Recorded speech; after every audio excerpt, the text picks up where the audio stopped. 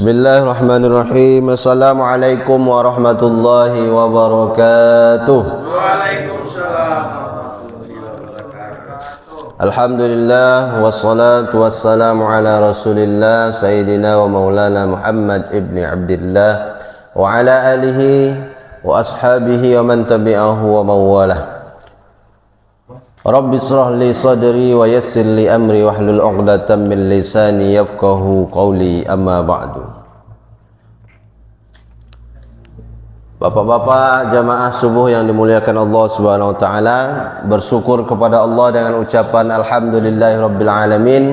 Wassalawat kepada baginda Nabi, Allahumma salli ala sayyidina Muhammad wa ala ali sayyidina Muhammad.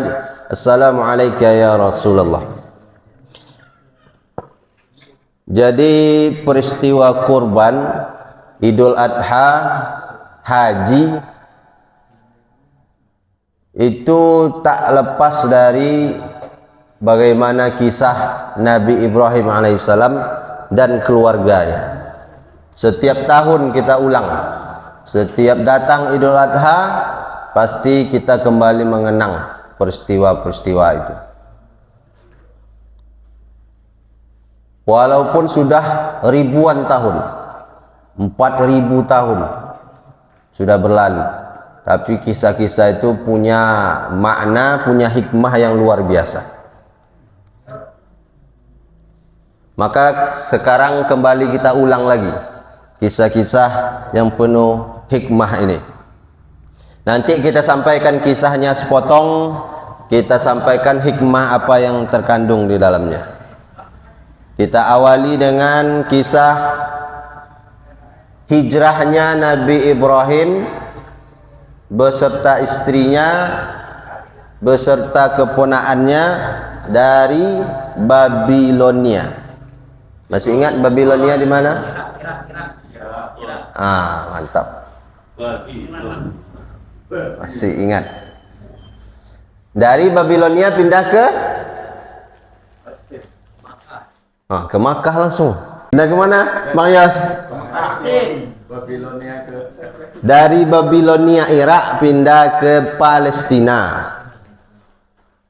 Nabi Ibrahim itu lahir besar di Babilonia namanya, Irak.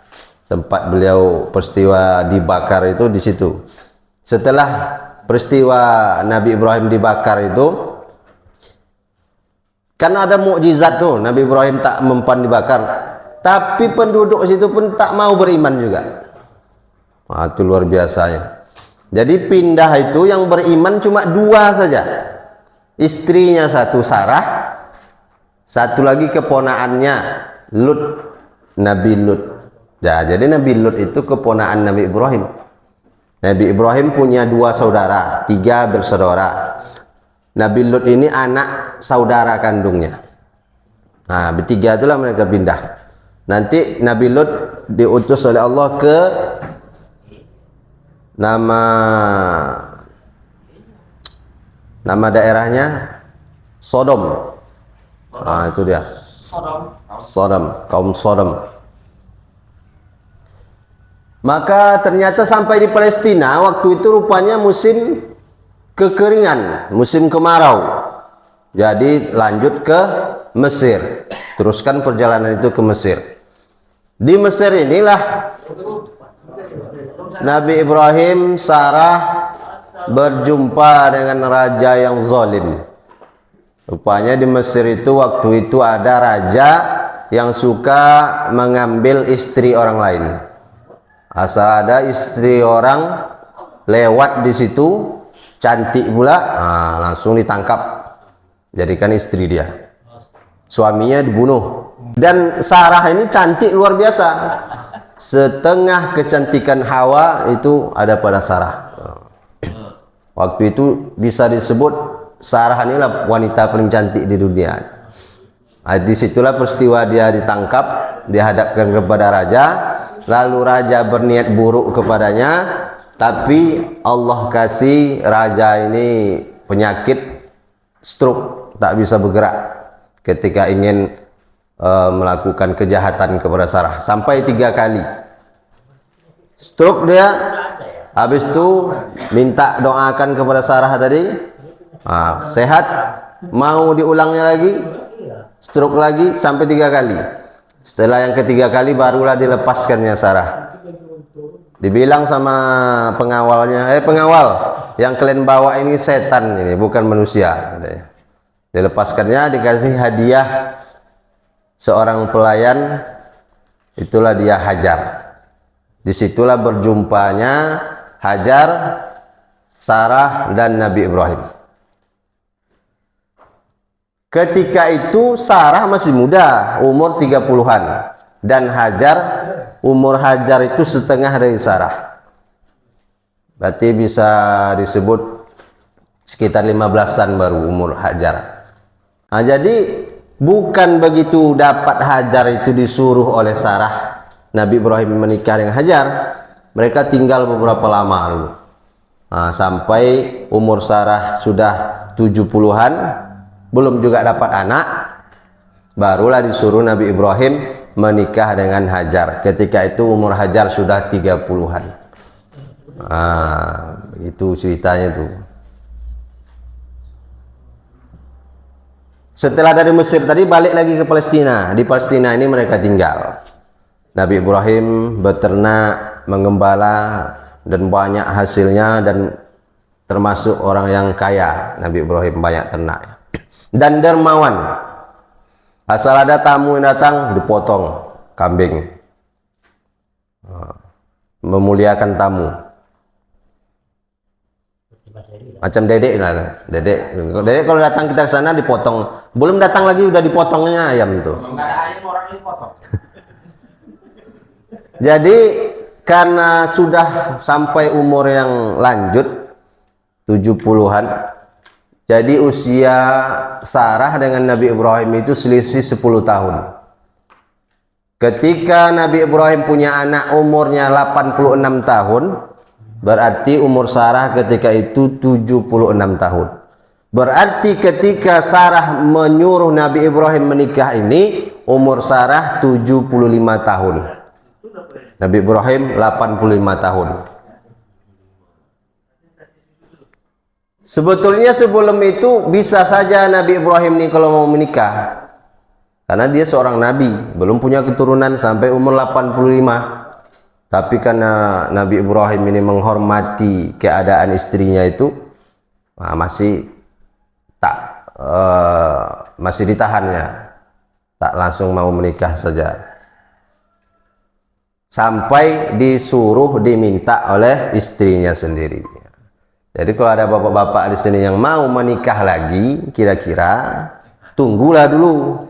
Mana tahu nanti sudah umur 80 disuruh sama istri menikah lagi.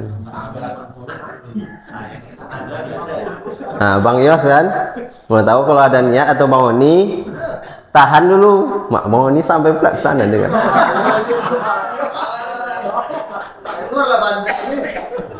Jadi itulah hebatnya. Kalau sama-sama tidak memperturutkan hawa nafsu saja. Nabi Ibrahim tidak, Sarah pun tidak. Jadi berkah dia. Sampai disuruh sendiri oleh istrinya, baru menikah dengan Hajar. Setahun setelah menikah itu, barulah dikaruniai seorang putra, diberi nama Ismail alaihissalam. Rupanya walaupun Sarah yang menyuruh menikah, setelah lahir anak ini ternyata muncul juga rasa cemburu di hati Sarah. Maklumlah seorang perempuan, seikhlas apapun, setulus apapun, cobalah bayangkan lahir anak. Ketika itu Sarah punya anak atau belum? Belum. Usia sudah tua. Suami menikah lagi, istrinya masih muda, punya anak. Nabi Ibrahim sudah 85 tahun ingin mengharapkan anak.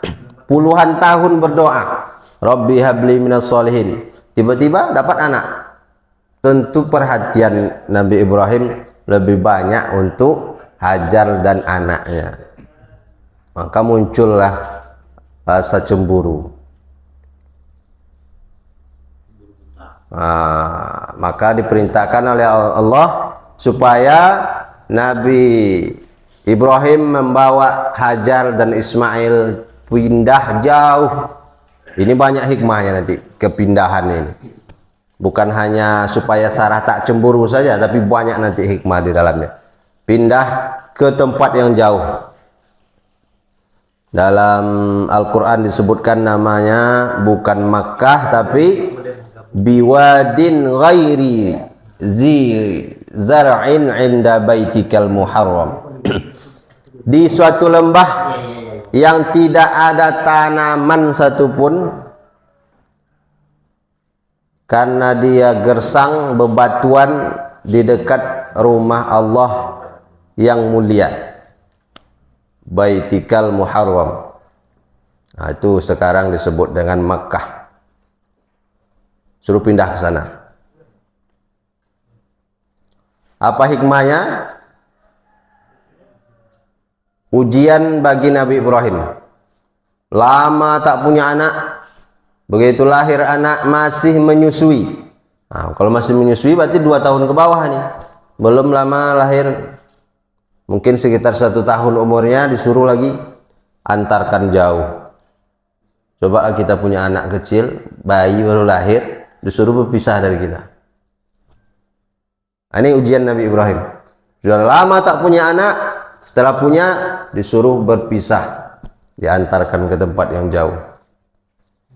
Jadi kalau rumah tangga itu kita mengikuti ketentuan-ketentuan Allah, maka akan Allah beri kita arahan, akan Allah beri kita hidayah, petunjuk supaya selalu dalam kebaikan-kebaikan. Maka singkat cerita, sampailah Nabi Ibrahim dan Hajar dan Ismail di suatu tempat, di suatu lembah yang tadi itu.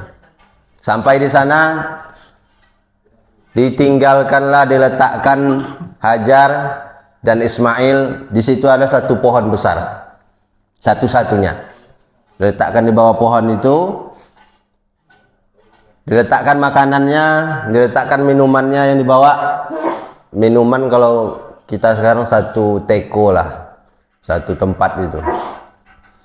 Setelah diletakkan, langsung pergi Nabi Ibrahim, berbalik mau pulang tanpa berkata apa-apa. Coba bayangkan, bawa anak istri, tinggalkan, langsung pulang. Maka dipanggil oleh Hajar, "Ya Ibrahim, aina tazhabu wa tatrukuna bihadzal wadi allazi laisa fihi insan wala syai'un." Wahai Ibrahim, mau pergi kemana engkau meninggalkan kami di sini, di lembah yang tak ada apapun, tak ada siapapun? Tentu bertanyalah, masa diam saja kan? Hajar waktu itu bertanya, tapi tak ada dijawab oleh Nabi Ibrahim, karena begitu perintah Allah. Nabi Ibrahim terus saja, 3 kali ditanya, tak juga ada jawaban. Maka diulang oleh Hajar pertanyaannya, diganti pertanyaannya. Allahu amaraka bihadza? Apakah ini perintah Allah? Baru dijawab oleh Nabi Ibrahim, "Na'am, ya, ini adalah perintah Allah." Lalu apa kata Hajar? "Idzan la yudayyi'ana." Kalau begitu, kalau ini adalah perintah Allah, maka Allah tidak akan menyia-nyiakan kami di sini. Maka pergilah kalau mau pergi. Itulah istilahnya. Apa hikmah yang bisa kita ambil? Yang pertama, bahwa Hajar ini imannya betul-betul mantap. Tauhidnya luar biasa. Begitu tahu ini adalah perintah Allah, dia langsung sami'na wa ata'na. Langsung yakin dia bahwa Allah tidak akan menelantarkan mereka di situ, karena itu perintah Allah. Jadi pelajaran bagi kita, jangan pernah takut dalam melaksanakan apa yang Allah perintahkan. Allah akan menolong kita.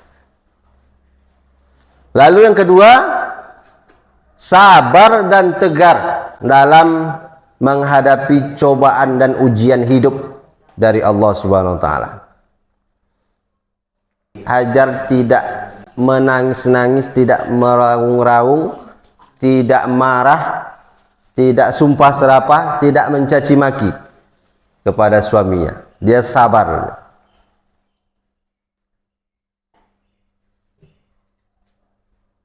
Pasti beda jauh dengan istri-istri kita. Istri kita jangankan kita tinggalkan di jalan, tinggal di rumah saja setengah hari, pulang kita tak dibuka pintu lagi. Atau bawa sate Madura dulu. Udah dibawakan sate Madura, tak juga dibuka pintu. Ini ditinggalkan di tempat yang tak ada siapa-siapa. Sabar ya. Nah, jadi nanti sampai rumah bapak-bapak sampaikan ya ke istrinya ya. Adek, tirulah Siti Hajar. Ditinggalkan oleh Nabi Ibrahim di suatu tempat yang tak ada siapapun, tak ada apapun, dia sabar bersama anaknya.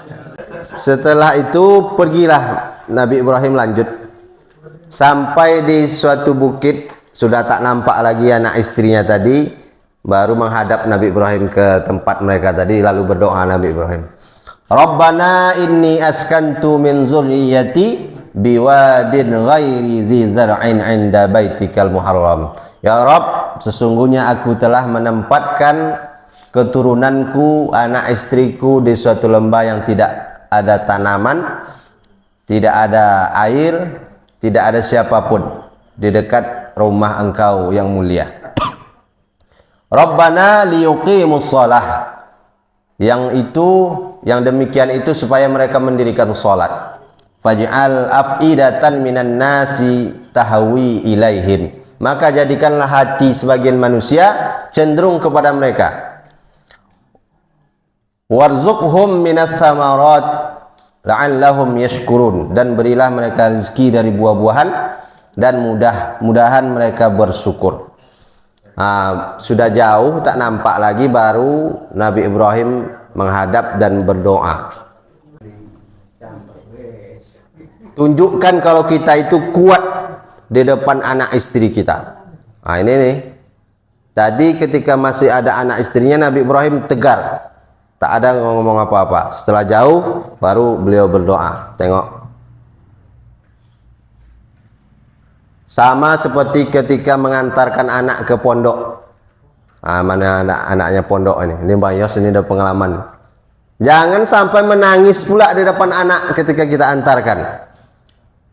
Bagaimana anak nanti mau tahan ketika mengantarkan, kita pula yang menangis. Kalau bisa, kalau istri mau menangis, larang, bilang nanti nangis sampai di rumah, atau nanti sudah nak nampak anak itu sudah pergi baru menangislah. Tunjukkan kita kuat di hadapan anak istri kita demi kebaikan mereka. Setelah Nabi Ibrahim pergi, tentu air dan bekal yang dibawa tadi semakin lama semakin habis. Habis air minum, habis makanan, maka Siti Hajar mencoba mencari minum. Mana tahu ada air di sekitar.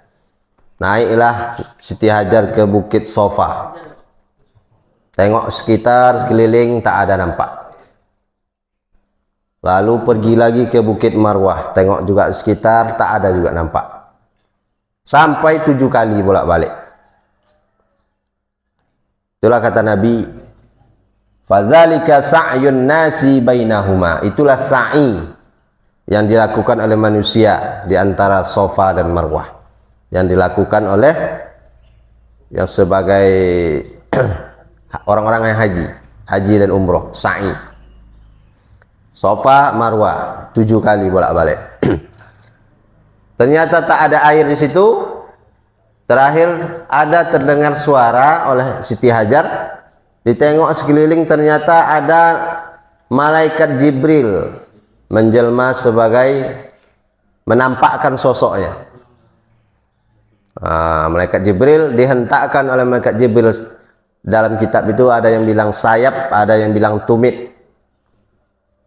dan takkan sayapnya keluar terpancar mata air.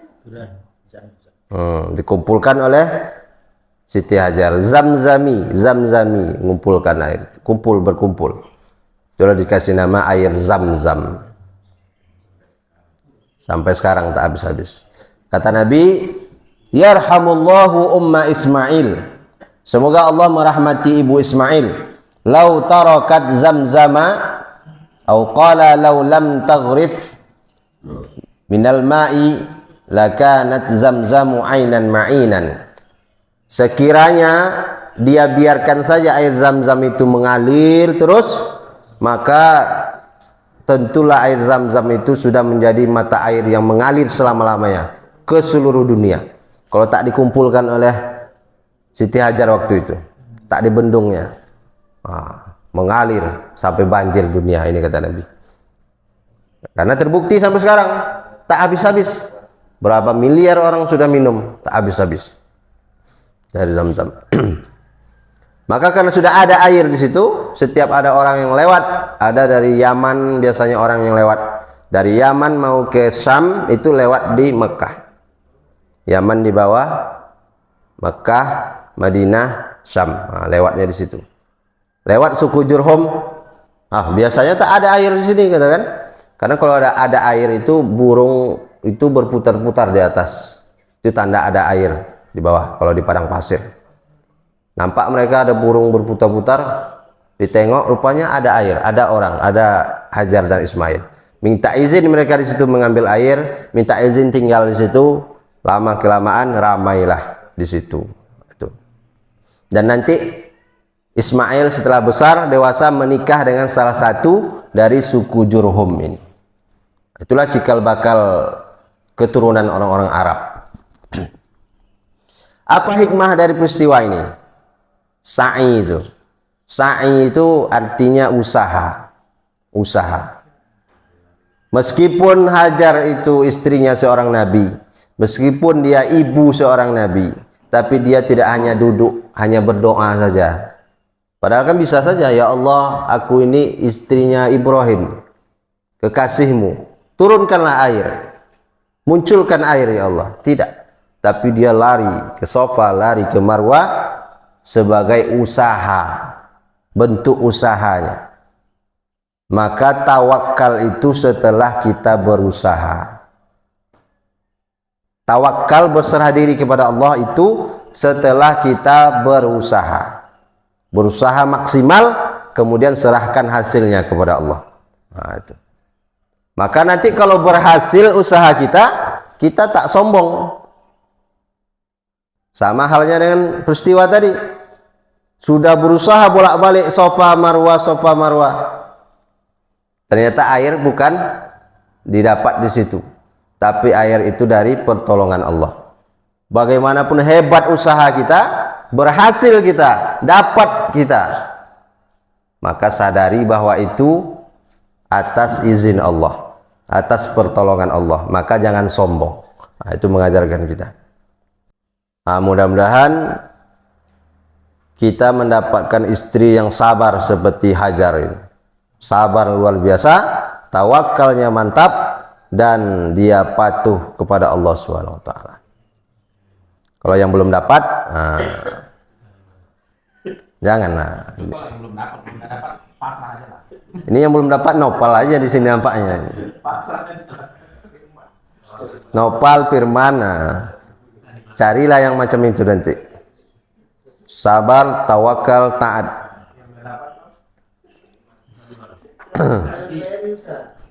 Yang sudah dapat dan bukan seperti itu, tahan-tahankan aja lah. Menderita di dunia tapi bebas siksa kubur. Menderita di dunia ya bebas siksa kubur, kata Tuan Guru. Singkat cerita, sampailah umur Ismail. Dalam ayat disebutkan, tak ada disebutkan berapa umurnya. Falamma balagha ma'ahu sa'ya. Ketika anak itu sampai pada umur sa'ya. Itu dia asal kata sa'i. Jadi sa'ya, sanggup bekerja sendiri, sanggup berusaha, sanggup makan sendiri, bisa mandi sendiri, pakai baju sendiri. Dalam kitab Akhlaq lil Banin ditulis oleh Syekh Umar Baroja disebutkan usia Ismail ketika itu 13 tahun. Nah, 13 tahun. Dan dalam hadis juga ada disebutkan bahwa Ismail ini berkhitan umur 13 tahun juga. Nah, jadi mungkin sekitar usia itu. Bermimpi Nabi Ibrahim bahwa dia diperintahkan untuk menyembelih anaknya itu. Mimpi sekali, ya mungkin ini enggak nih, cuma sekedar mimpi. Lalu mimpi lagi sekali lagi, 2 kali. Berarti memang ini adalah perintah Allah SWT. Karena kata Nabi, ru'yal anbiya fil manam wahyu. Penglihatan seorang nabi dalam mimpinya itu adalah wahyu. Maka datanglah Nabi Ibrahim menjumpai Ismail. Walaupun Nabi Ibrahim ini seorang nabi, sudah usianya ketika itu sudah 100 tahun, 99 atau 100 tahun. Tapi Nabi Ibrahim tidak begitu datang perintah itu tidak langsung, dibawanya anak langsung dipotong, disembelih, tidak. Nabi Ibrahim menjumpai Ismail, lalu apa kata Nabi Ibrahim? Ya bunayya, wahai ananda, wahai anakku yang tersayang, inni ara fil manam anni azbahuka fanzur maza taro. Sesungguhnya aku melihat dalam mimpiku aku menyembelihmu, fanzur maza taro. Bagaimana pendapatmu? Bagaimana pendapatmu? Lalu apa jawaban Ismail? Enggak lah ya, itu enggak iyo dulu. Dijawab oleh Ismail, ya abati, wahai ayahandaku. Ya abati.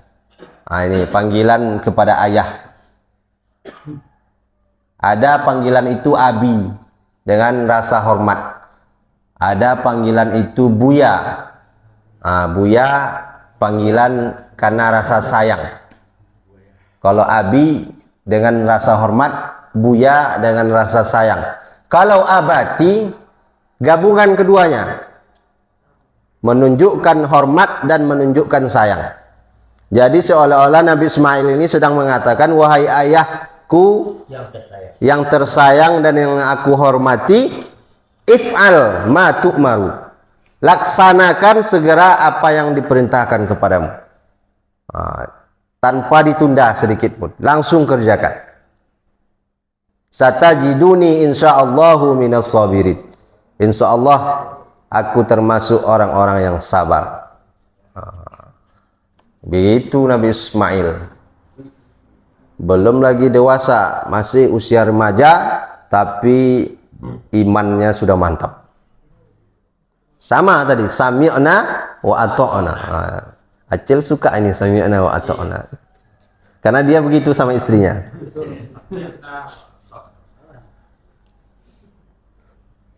Asal diperintah istrinya sami'na wa ata'na. Hebat Nabi Ismail. Walaupun yang diperintahkan itu di luar logika akal. Anak sendiri disembelih, hilang nyawa, tapi tak ada protes sedikit pun. Tak ada banyak bertanya. Sami'na wa ata'na. Kalau anak-anak kita sekarang, yang kita perintahkan itu untuk kebaikan dirinya, tetap juga melawan. Ayo, rajin belajar. Sana-sana anak, belajar. Belajar ngaji, belajar ini. Melawan juga. Yang kita larang itu demi kebaikan dia, melawan juga.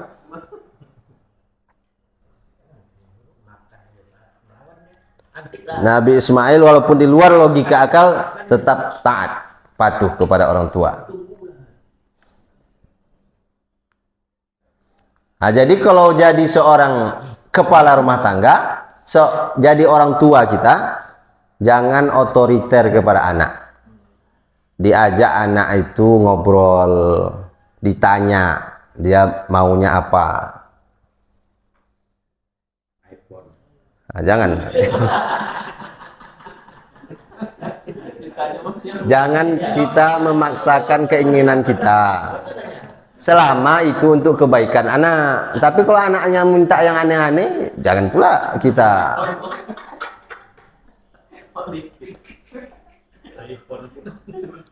Untuk apa kalau iPhone itu nak kan? Ini HP Samsung bisa juga ya.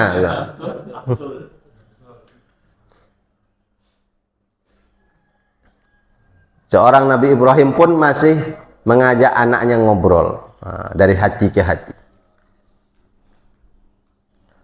Hikmah yang kedua, Ismail adalah anak yang patuh dan taat kepada perintah Allah dan kepada orang tuanya.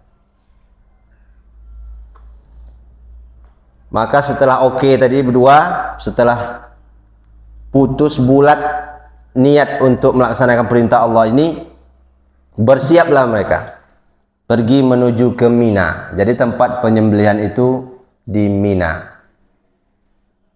Yang sudah haji, Pak Sarjono masih ingat? Kurban itu di Mina kan potongnya kan? Nah, ya.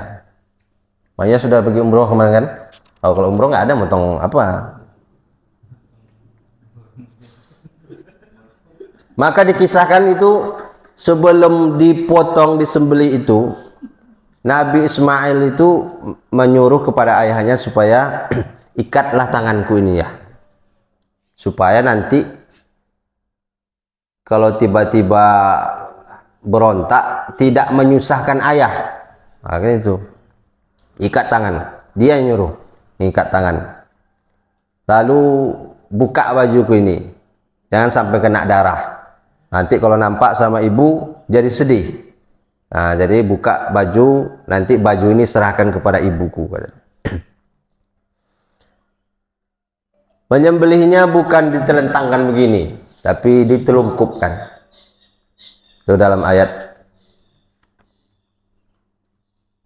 Falamma aslama wa tallahu lil jabin.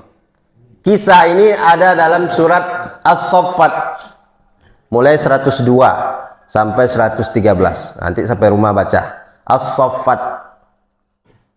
Ayat 102 tadi mimpi Nabi Ibrahim. Ayat 103, falamma aslama wa tallahu lil jabin. Setelah keduanya berserah diri kepada Allah, bersiap melaksanakan perintah itu, Ibrahim membaringkan anaknya di atas pelipisnya. Wa tallahu lil jabin, kata ahli tafsir maknanya telungkup, bukan berbaring, telungkup. Jadi mau disembelih itu dari tengkuk, biar Nabi Ibrahim tidak melihat wajah anaknya. Nah, itu. Karena tak sanggup rasanya. Maka begitu ingin disembelih, tempelkan pisau itu, ditarik, tak tergores sedikit pun, tak mempan. Diulang lagi, tetap tak mempan juga. Wa nadainahu ayya Ibrahim, dan kami memanggilnya. Datang panggilan dari belakang, ya Ibrahim, qad saddaqta ru'ya inna kadzalika najzil muhsinin. Sesungguhnya kamu telah membenarkan mimpi itu. Sesungguhnya yang demikian itu, sesungguhnya demikianlah kami memberi balasan kepada orang-orang yang berbuat baik. Inna hadza lahuwal bala'ul mubin. Sesungguhnya ini benar-benar suatu ujian yang nyata. Wahai Ibrahim, engkau telah membenarkan mimpi itu, telah kau laksanakan. Sesungguhnya ini adalah sebatas ujian untukmu, hanyalah ujian. Wa fadainahu bizibhin azim, maka kami tebus anak itu dengan seekor sembelihan yang besar. Diantarkan oleh malaikat Jibril seekor kambing kibas yang besar, warnanya putih. Itulah yang akhirnya disembelih. Maka saking bahagianya Nabi Ibrahim, beliau bertakbir, Allahu Akbar, Allahu Akbar, Allahu Akbar. Itulah takbir selama 3 hari. Maka yang dipotong akhirnya kambing. Lalu pada ayat berikutnya masih surah As-Saffat ayat 112 masih. Wa basyarnahu bi Ishaq nabiyyan minas solihin. Lalu kami beri kabar gembira dengan kelahiran Ishaq, seorang nabi yang termasuk orang-orang yang soleh. Nah, dalam ayat ini setelah selesai penyembelihan itu baru dapat kabar Ishaq lahir. Nah, inilah yang apa? Jadi anak pertama Nabi Ibrahim itu Ismail, selisih umurnya dengan Ishak 14 tahun. Jadi setelah Nabi Ibrahim bertekad ingin mengorbankan anaknya ini dan sudah dilaksanakannya, maka diberi oleh Allah, ditambah oleh Allah. Tadi kan disuruh mengorbankan anaknya nih. Setelah mau melaksanakan, Allah balas dengan ditambah anaknya satu lagi, Ishak. Jadi Ishak anak yang kedua, selisihnya 14 tahun. Ketika itu usia Nabi Ibrahim 100 tahun. Baru lahir Ishak. Dan istrinya tadi Sarah 90 tahun. Mukjizat. Umur 90 tahun masih bisa hamil. Sama dengan kisah Nabi Zakaria. Nabi Zakaria istrinya itu pun sudah divonis mandul, tak mungkin lagi hamil. Ternyata akhirnya dikasih anak nama Yahya, Nabi Yahya. Apa hikmah dari kisah pengorbanan ini Nabi Ibrahim? Hikmah yang pertama bahwa setiap orang yang beriman itu dia harus dan pasti akan diuji oleh Allah. Setiap orang yang beriman. Ahasiban nasu ayyutraku ayyakulu amanna. Apakah mereka menyangka dibiarkan saja begitu mengatakan kami beriman? Kami beriman, saya beriman. Wahum la yuftanun, padahal mereka belum lagi diuji. Maka setelah diuji, berhasil melewati ujian itu barulah bisa dibilang orang beriman. Jadi setiap orang yang beriman setelah kita bersyahadat asyhadu an la ilaha illallah wa asyhadu anna muhammadar rasulullah, maka akan Allah uji kita. Allah uji iman kita itu. Maka jangan kita sangka kalau kita sudah baik, sudah taubat, sudah hijrah, hidup ini akan baik-baik saja, akan lancar-lancar saja. Tidak.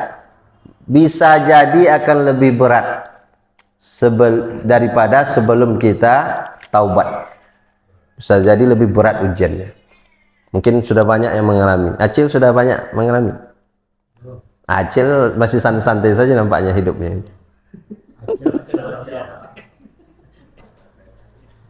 Apalagi kawan kita yang mu'alaf contohnya. Saudara kita yang mu'alaf itu luar biasa lagi cobaan ujiannya. Maka selepel Nabi Ibrahim saja diuji oleh Allah, tidak langsung dikabulkan doanya oleh Allah.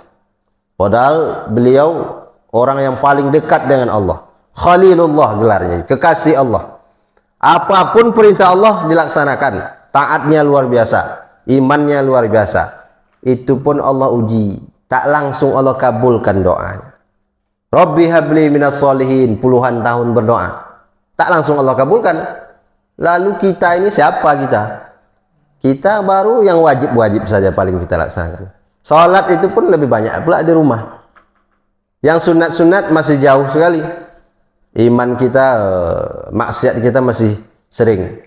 Jamaah sering tinggal lagi ya kan. Nah, jamaah pun masbuk sering ya kan. Lalu kita begitu doa kita tak dikabulkan Allah, sudah protes kita luar biasa.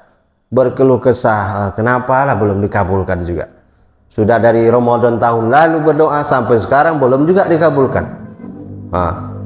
Nabi Ibrahim 80 tahun baru dikabulkan oleh Allah doa. Maka ini pelajaran bagi kita ya. Supaya kita sabar dalam menjalani ujian hidup. Ujian doa kita belum Allah kabulkan, sabar. dan selalu kita tetap istiqomah. Kadang ada orang rajin ya, taubat dia nih, taubat, rajin, berdoa lah. Rupanya tak ada kabul-kabul doa. Malas lagi katanya. Tak mau lagi datang ke masjid, tak mau lagi sholat, karena doanya tak dikabul-kabulkan Allah. Seolah-olah dia ini protes dan mengancam Allah. Kalau tidak engkau kabulkan ya Allah, aku tak mau lagi ibadah. Ini salah.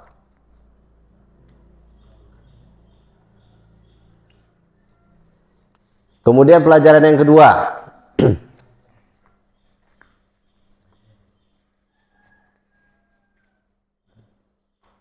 Kurban itu untuk membuktikan ketaatan kita kepada Allah. Kurbannya Nabi Ibrahim luar biasa. Allah tidak minta sapinya, Allah tidak minta unta, Allah tidak minta kambing, tapi yang minta Allah anaknya yang paling dia sayang. Maka kita berkurban itu yang paling hebat, yang paling kita sayangi, yang paling kita cintai. Karena kata Allah, lan tanalul birra hatta tunfiqu mimma tuhibbun. Kamu tidak akan mendapatkan kebaikan sampai kamu bisa memberikan apa yang paling kamu cintai untuk Allah. Itulah ujian untuk Nabi Ibrahim itu. Dan Nabi Ibrahim lulus dengan ujian itu. Ketika itu yang paling dicintai Nabi Ibrahim, anaknya itu, Ismail. Anak satu-satunya.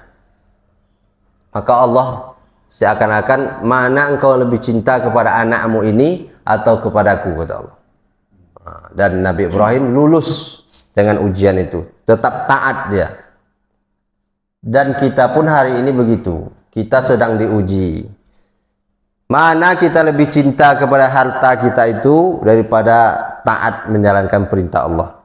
Allah suruh kita berkurban.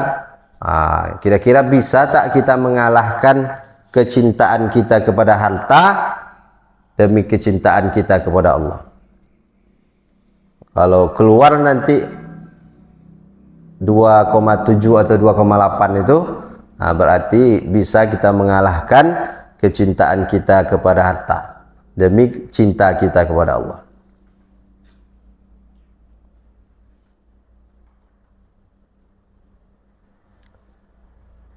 Dan Allah menguji orang itu, la yukallifullahu nafsan illa wus'aha, sesuai dengan kemampuannya. Kalau yang tak mampu berkurban tadi, ya tidak perlu. Bagi yang mampu, bagi yang punya kelebihan makan di hari raya, dirinya, anak-anaknya, istrinya, orang yang menjadi tanggungannya, dan cukup untuk berkurban, maka itulah yang disuruh berkurban. Dan jangan takut, kata Nabi, kata Allah dalam Sabah ayat 39, wa ma anfaqtum min syai'in fahuwa yukhlifu. Setiap yang kamu infakkan di jalan Allah, maka Allah akan menggantinya. Pasti akan Allah ganti. Wa huwa khairur raziqin, dan dialah pemberi rezeki yang sebaik-baiknya. Ini jaminan dari Allah. Harta yang kita keluarkan, yang kita sedekahkan, yang kita infakkan, yang kita pakai untuk kurban, akan Allah ganti. Karena Allah lah yang maha pemberi rezeki sebaik-baiknya. Pelajaran yang terakhir, belajarlah kita kepada Nabi Ibrahim, menjadi seorang kepala rumah tangga. Kita ini kan kepala rumah tangga nih semua nih, seorang ayah, seorang suami. Maka tirulah bagaimana Nabi Ibrahim. Beliau berhasil mendidik anaknya menjadi anak yang taat, patuh, nurut kepada orang tua. Berhasil mendidik istrinya menjadi istri yang sabar, imannya kuat, tauhidnya, tawakal, sabar dan ikhlas. Ini harus kita contoh.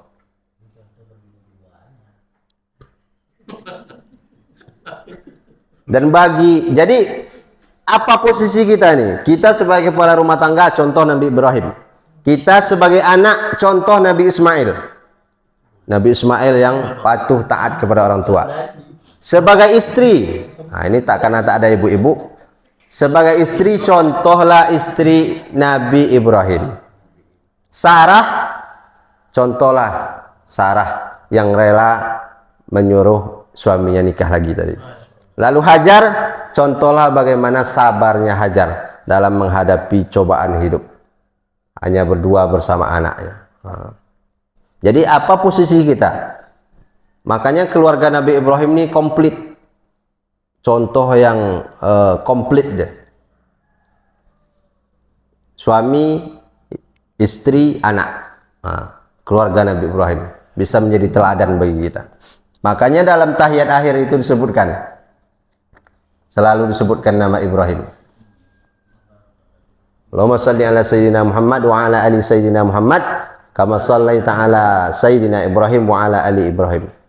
Ya Allah, limpahkanlah solawat kepada Nabi Muhammad beserta keluarganya sebagaimana engkau limpahkan solawat kepada Nabi Ibrahim beserta keluarganya. Wa barik ala Sayyidina Muhammad wa ala ali Sayyidina Muhammad kama barakta ala Sayyidina Ibrahim wa ala ali Sayyidina Ibrahim. Dan berkahilah Nabi Muhammad dan keluarganya sebagaimana engkau berkahi Nabi Ibrahim beserta keluarganya. Makanya disertakan situ keluarga Nabi Ibrahim disebutkan, karena keluarga Nabi Ibrahim ini sebagai contoh teladan bagi kita semua. Nah, itulah hikmah-hikmah yang bisa kita ambil mungkin. Ada yang nanya? Oh, ada. Baru dapat dokter pertanyaan dari masjid kemarin. Assalamualaikum warahmatullahi wabarakatuh. Waalaikumsalam warahmatullahi. Tadi kita dari kajian tadi salah satunya ada hikmah tentang keluarga. Dalam beberapa tahun ini kita lihat masalah keluarga ini, seorang tua sering menyampaikan kepadanya, misalkan seorang anak itu harus melawan, bilangnya anak ini durhaka. Padahal anak durhaka itu tidak dilahirkan, tapi kita istilahnya kita mendidik dia jadi durhaka. Jadi sebagai orang tua kita ini,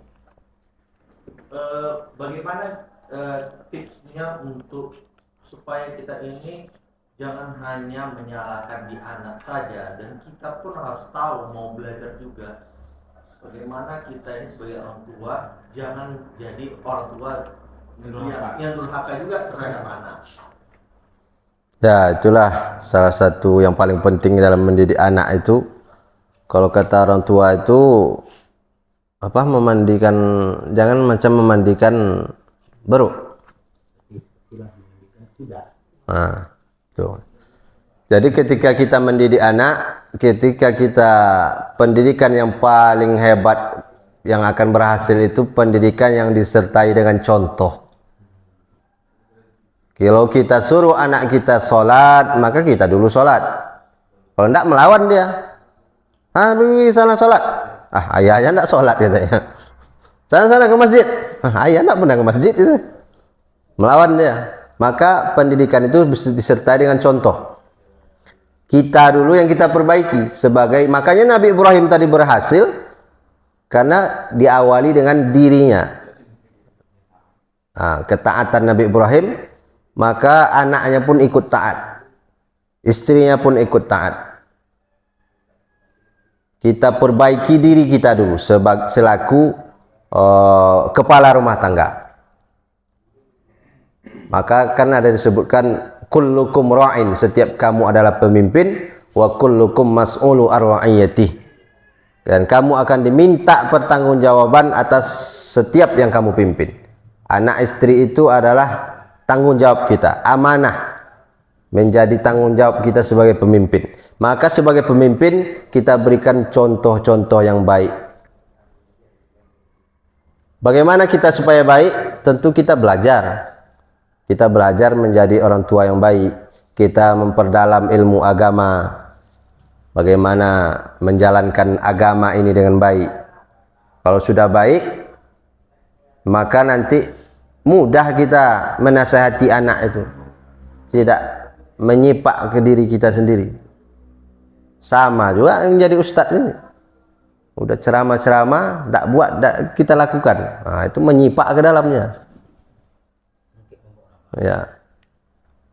Jadi kita contohkan dulu, baru kita nasihati, kita didik. Mungkin itu loh. Ya memang harus berawal dari diri kita. Nah, karena mic-nya sudah mati.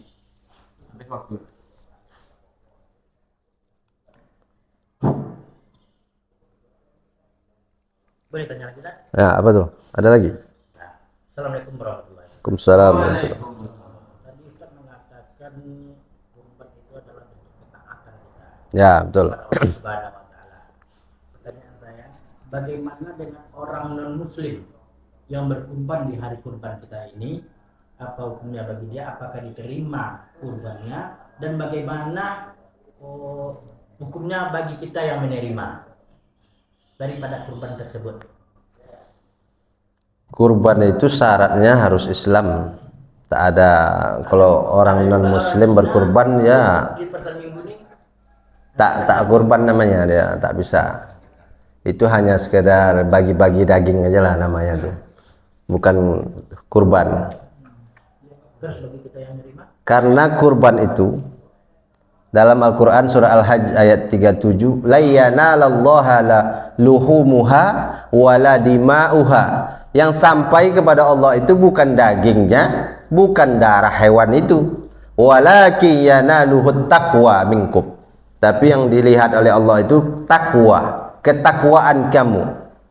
Jadi kalau orang non muslim apa yang takwa? Yang sampai itu bukan dagingnya, bukan darahnya, tapi ketakwaan.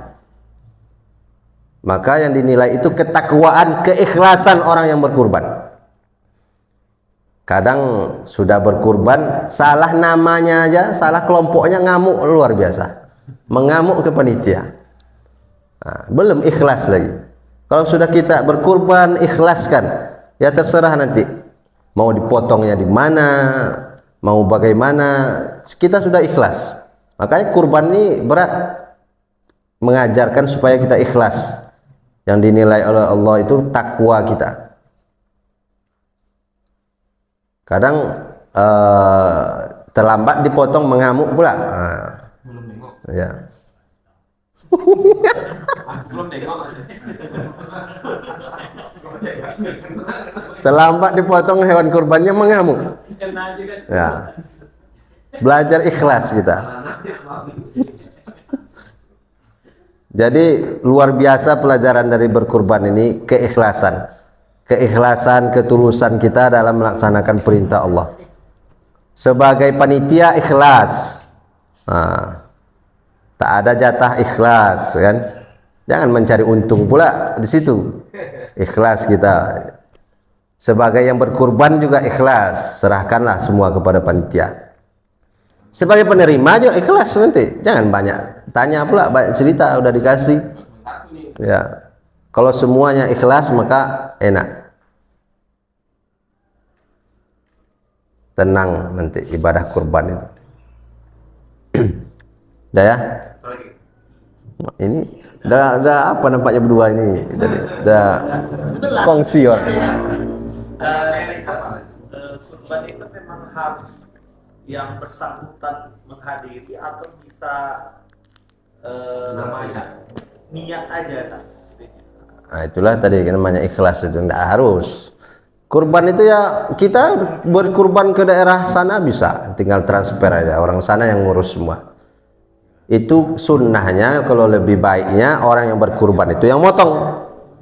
Karena Nabi begitu, Nabi berkurban, Nabi yang motong sendiri. Itu sunnahnya. Berarti kalau yang tak bisa motong paling tidak menghadiri, melihat hewan kurbannya dipotong, itu sunnah. Tapi kalau kita tak ada situ ya tidak harus. Namanya sunnah kan, kalau tidak dibuat kurbannya tetap sah. Nanti masalah fikih kurban dibahas Senin depan di Masjid Al-Ikhlas. Setiap Senin. Besok itu sudah masuk masalah fikihnya, bagaimana syarat rukunnya. Tapi kalau menghadiri tadi hanya sunnah saja. Jadi jangan mengamuk kalau sudah dipotong orang, kita belum datang, karena salah kita sendiri, terlambat. Kadang ini pula dia minta supaya hewan ini dipotong kalau sudah ada dia di situ, tapi dia datangnya terlambat. Orang mau kerja cepat, dia tak datang-datang. Udah mengamuk, Ustaz Ite udah mau mengamuk kan, nanti terbang pula pisau nanti. Itulah. Kalau kita mau menengok hewan kita itu dipotong, datanglah cepat. Nah, besok datang cepat. Tengok hewan itu dipotong. Nah ya. Nah, udah. Tadi apa Ustaz? Satu yang menanti jawaban yang orang yang non Islam tadi apa korban yang menerima macam mana? Daging kita makan. Oh, yang menerima. Kalau yang menerima ya enggak apa-apa, ambil aja lah makan.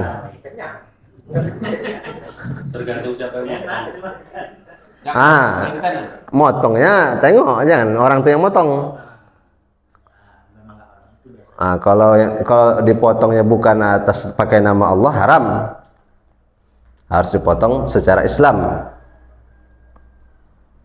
Kalau potong secara Islam lalu dibagikan ke kita, ya terima, ambil. Masak jadi rendang. Tapi tidak terhitung kurban.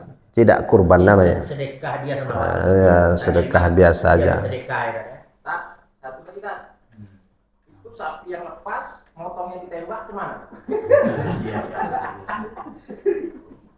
Kan ada tuh kejadian. Ya. Nggak dapat dia. Tangkap. Jadi pas ditembak tuh kan nggak mati langsung, dia sempat dipotong lagi, disembelih. Kalau udah mati. Kalau lagi gelepar-gelepar tuh. Biasanya kan tidak langsung mati, disembelih lah cepat.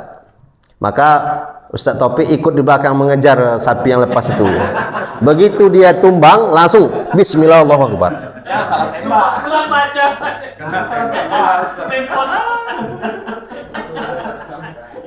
Besok kalau sudah terjadi baru kita cari apanya solusinya. Jangan nanya yang belum terjadi.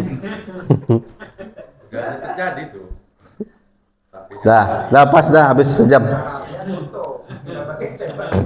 Jadi mudah-mudahan ada manfaatnya subuh ini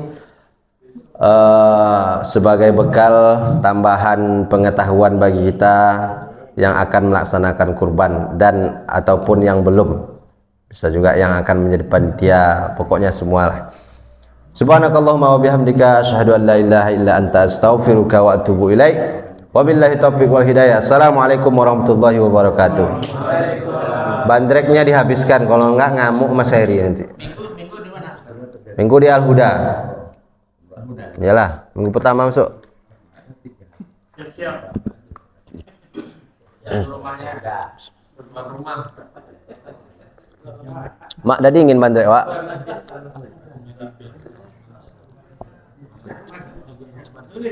Kita ditanya yang kemudian Apa?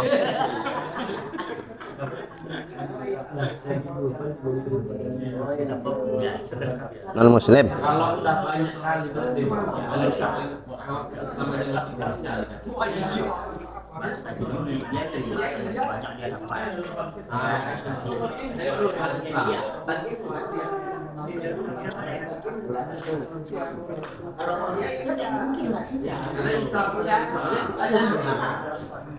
Tapi RT 12 sering dikasih itu non muslim. Karena PRT dulu sering memasukkan orang tuh penerima. itu kemudian Kalau kurban wajib nggak boleh. berapa kakak? Satu. Kalau kurban sunat boleh. Satu apa dua? Kurban wajib tuh nazar. Nggak boleh. Cuma kan kita nggak tahu orang yang berkurban tuh mana yang kurban wajib, mana yang kurban sunat. Kalau yang wajib tuh gimana tuh?